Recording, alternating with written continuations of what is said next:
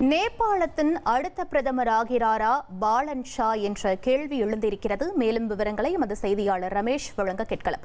ரமேஷ், ராணுவ ஆட்சிதான் அமையும் என்று சொல்லப்பட்டிருக்கக்கூடிய நிலையில் தற்போது பாலன் அடுத்த பிரதமர் ஆகிறாரா என்ற கேள்வி எழுந்திருக்கிறது.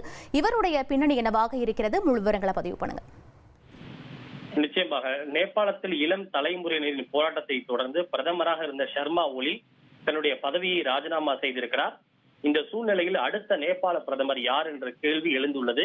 இன்று மாலை அதற்கான முடிவு தெரியும் என்றும் தகவல்கள் வெளியாகி இருக்கின்றன. இந்த சூழ்நிலையில் தான் நேபாளத்தின் அடுத்த பிரதமராக பாலன் ஷா என்று கூறப்படுகின்ற பாலேந்திர ஷாவுக்கு அதிகமான வாய்ப்புகள் இருப்பதாக அங்கிருந்து வரக்கூடிய தகவல்கள் தெரிவிக்கின்றன. ஏனென்றால் பாலன் ஷாவுக்கு தற்போது போராட்டம் நடத்தி வரக்கூடிய இளம் தலைமுறையினர், அதாவது ஜென்சி என்று சொல்லப்படுகின்ற இளம் தலைமுறையினர் மத்தியில் மிகப்பெரிய ஒரு இன்ஃபுளுயன்ஸும் ஆதிக்கமும் பிரபலமும் இருக்கிறது. எனவே போராட்டக்காரர்கள் பலர் அவரை அடுத்த பிரதமராக்க வேண்டும் என்று வலியுறுத்தி வருவதாக கூறப்படுகின்றது. இந்த பாலன் ஷா தற்போது காத்மண்டு நகர மேயராக பதவி வகித்து வருகிறார்.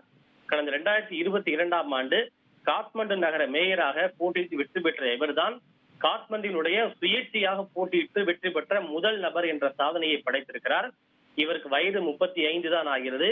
இவர் ஒரு நேபாள ராப் பாடகராகவும் இசையமைப்பாளராகவும் கவிஞராகவும் பல்வேறு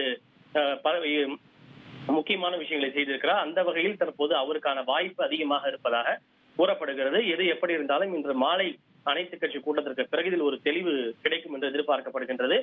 பாலன் ஷாவும் போராட்டக்காரர்கள் போராட்டத்தை கைவிட வேண்டும், அமைதியாக இருக்க வேண்டும், நிதானத்தை கடைபிடிக்க வேண்டும், எந்த விதமான செயலிலும் நீங்கள் ஈடுபடக்கூடாது என்று போராட்டக்காரர்களுக்கு வேண்டுகோளையும் அவர் சற்று முன்னதாக விடுத்திருப்பது குறிப்பிடத்தக்கது.